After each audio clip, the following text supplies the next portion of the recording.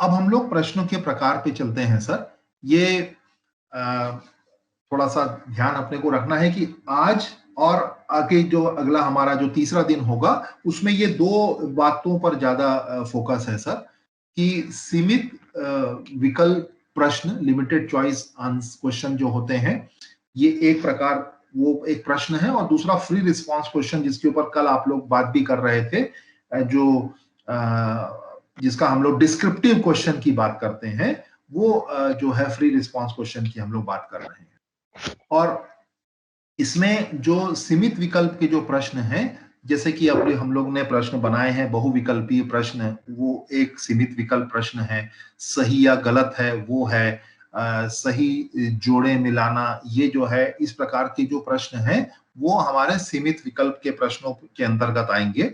और जो free response question है, ये आप लोग बहुत अच्छे से जानते हैं। लघु उत्तरी जो प्रश्न होते हैं, जैसे कि रिक्त स्थान भरो, या एक या दो लाइन में उत्तर दो, या एक शब्द में उत्तर दो, ये जो होते हैं वो हमारे लघु उत्तरीय प्रश्न हो जाते हैं। और दीर्घ उत्तरीय प्रश्न भी आप जानते हैं, जिसके ऊपर में हमको थोड़ा सा ज्यादा लिखना होता है, एक पैराग्राफ, दो पैराग्राफ, इस प्रकार से, वो हमारे दीर्घ उत्तरीय प्रश्न हो जाते हैं। कई बार आप लोगों ने देखा होगा, कई जगहों पर ये निबंधात्मक प्रश्न भी लिखा होता है, वो और थोड़े से बड़े होते हैं। खासकर अब जब यूनिवर्सिटी लेवल पे जाते हैं तो वो 3-3 4-4 पेज के आंसर होते हैं कुछ चीजें, तो वो सारे के सारे जो हैं वो जो हम लोग कह सकते हैं कि जो प्रश्न के उत्तर का जो साइज होता है, उसके आधार पर हम उसको लघु उत्तरीय, दीर्घ उत्तरीय, निबंधात्मक जो है, इस प्रकार की बातें हम लोग उसमें कर सकते हैं सर। तो एक जो इंपॉर्टेंट चीज यहाँ पर है सर, हम लोगों को जो यहाँ पर समझना है कि हमें किस प्रकार के प्रश्नों के उपयोग करने चाहिए। अभी हम लोग वापस एमसीक्यू पर जाएंगे सर, लेकिन एक बार हम लोग इसके ऊपर थोड़ी सी बातचीत कर लें कि विद्यार्थी की अवधारणा की गलत समझ की पहचान कर सके। देखिए, ये बार बार ये चीज आ रही है कि जो मिसअंडरस्टैंडिंग होती है बच्चों के समझने में, किसी भी अवधारणा को समझने में कोई कमी रह जाती है, जिसके कारण जो है बच्चे गलत जवाब देते हैं या गलत तरीके से समझते हैं। एक अवधारणा अगर गलत समझी जाती है तो उसके आगे की जितनी अवधारणाएं होती हैं उनमें कहीं ना कहीं फिर वो गलतियां जो हैं बच्चे करने लगते हैं। तो इस बात को ध्यान में रखते हुए हमको ऐसे प्रश्नों को पूछना है जिससे कि मिसअंडरस्टैंडिंग की पहचान हम खुद कर पाए, और उसको पहचान करके क्लासरूम के अंदर में उसको हम एड्रेस कर सकें। देवेंद्र जी, उसको म्यूट कर लीजिए अपने माइक को सर। जी सर। Devendra please mute. हाँ, ठीक। अब दूसरा जो एक कारण है प्रश्नों, किस प्रकार के प्रश्नों का उपयोग होना चाहिए, विद्यार्थियों को खुद से समझकर सीखने में मदद कर सके। देखिए, हम लोगों ने जब हम लोग पढ़ रहे थे, जब दूसरी वर्कशॉप में थे, कि दूसरे नंबर की वर्कशॉप में, कि assessment for learning, assessment of learning और असेसमेंट एज लर्निंग, जिसके तीसरे हिस्से पे हम लोगों ने असेसमेंट एज लर्निंग में देखा था कि हम बच्चों को इतना सक्षम बना दें कि वो खुद अपनी मॉनिटरिंग करना सीख पाए, और खुद अपने लिए जो है वो सोच अपनी ऐसी विकसित कर सकें कि वो अपनी पढ़ाई को खुद कंट्रोल करें और आगे बढ़ने में अपने आप की मदद भी कर सकें।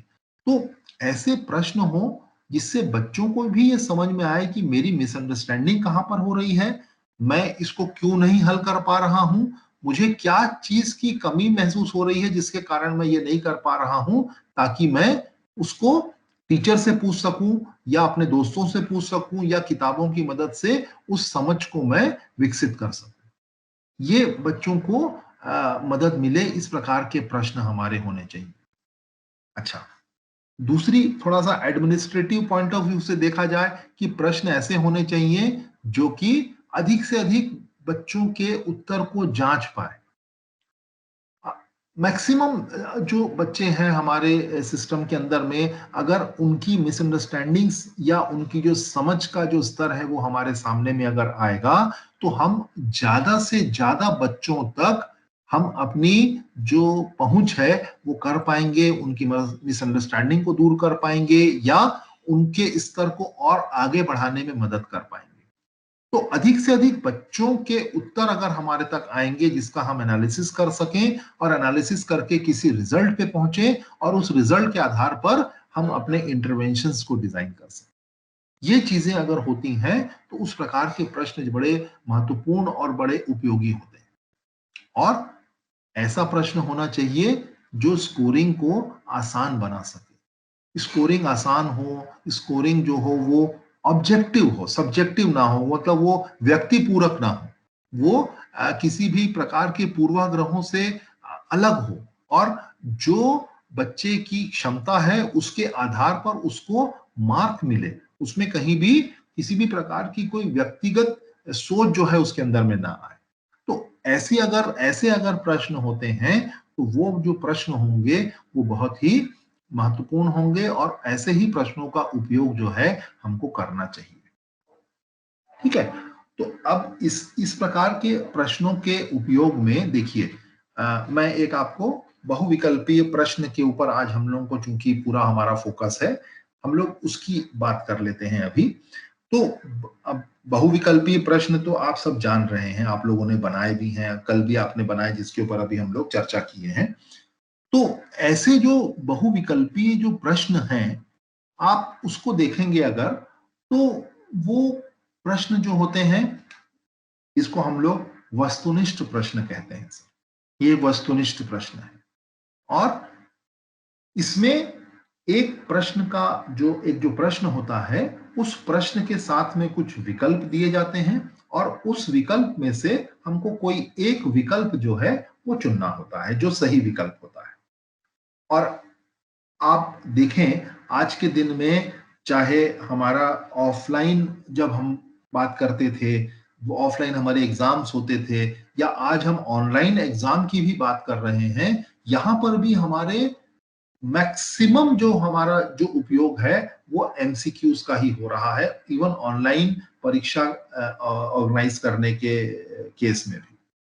तो सबसे ज्यादा जो है इस प्रकार के प्रश्नों का उपयोग जो है आज के दिन में किया जा रहा है। अभी इस बहुविकल्पीय प्रश्न के हमको थोड़ा सा इसके स्ट्रक्चर की बात कर लेते हैं कि बहुविकल्पीय जो प्रश्न होता है वो देखिए उसके आप देख रहे हैं 3 हिस्से दिख रहे हैं आपको। सबसे ऊपर एक प्रश्न लिखा हुआ है, यदि p-1 और 0 के बीच एक संख्या है तो निम्नलिखित में से कौन सी संक्रिया से सबसे छोटी संख्या प्राप्त होगी। ये एक प्रत्यक्ष रूप से प्रश्न पूछा गया है। इसको इस बहुविकल्पीय प्रश्न का स्टेम कहा जाता है, स्टेम।